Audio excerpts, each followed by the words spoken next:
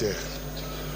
Le général de brigade Rugabishwa Alexis Lewis, au nom du président de la République démocratique du Congo, chef de l'État et grand chancelier des ordres nationaux, son Excellence Félix Antoine Tshisekedi Tshilombo, et en vertu des pouvoirs qui nous sont conférés, nous vous décernons à titre posthume la croix de la bravoure militaire avec palme en bronze pour vos éminents services rendus à la nation congolaise. À présent, avec l'autorisation de votre suprême autorité, je voudrais inviter son Excellence, Monsieur le Président de la République, grand chancelier des ordres nationaux et chef de l'État, à procéder à la décoration commandite.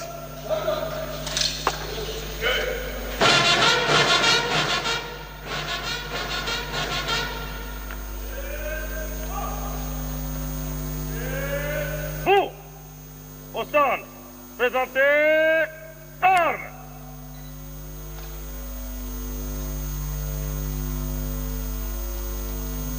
Tshisekedi Tshilombo va procéder à présent à la décoration à titre posthume de ces valeureux hommes de troupe. Il dépose sur deux cercueils les insignes des grades, n'est-ce pas, tels que contenus dans l'ordonnance qui vient d'être lue tout à l'heure par le général-major en charge, celui qui dirige la chancellerie des ordres nationaux, le général-major Matouté Zoloa, et le président de la République dépose sur les cercueils des insignes des grades. Le général-major Peter Chirimwami Kuba a été élevé à titre posthume au grade de lieutenant général, tandis que le colonel Alexis Rugabisha est désormais élevé à titre posthume au grade de général de brigade. Ainsi, les deux familles respectives des héros,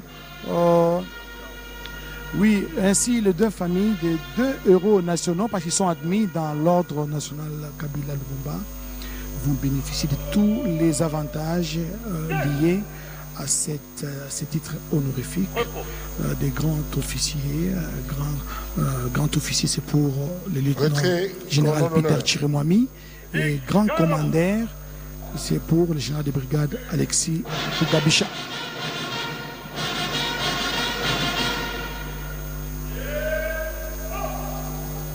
Gardez vous au centre, portez armes, retirez cordon d'honneur au rythme de la musique, pas ordinaire. Gauche à droite, flot. En avant, marche. Par le commandant suprême de FARDC, le président de la République, Félix Antoine Tshisekedi Tshilombo, va s'en suivre la lecture de l'oraison funèbre par le lieutenant général Kabamba Kassanda François, chef d'état-major général adjoint en charge de l'administration et logistique. Et donc la cérémonie d'hommage à ces officiers généraux se poursuivent ici dans le hall du palais du peuple. Veuillez vous asseoir s'il vous plaît.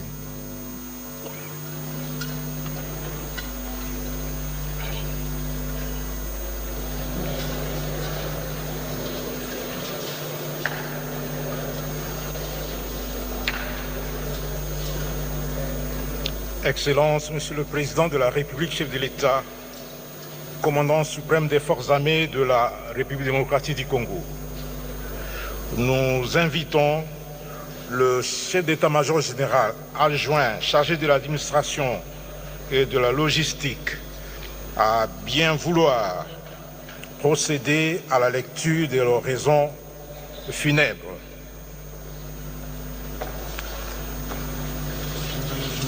En charge de l'administration logistique, le lieutenant général Kabamba Kassanda François va donc procéder à la lecture de l'oraison funèbre en mémoire de ces valeureux officiers généraux de l'armée qui sont tombés armes à la main sur les champs d'honneur.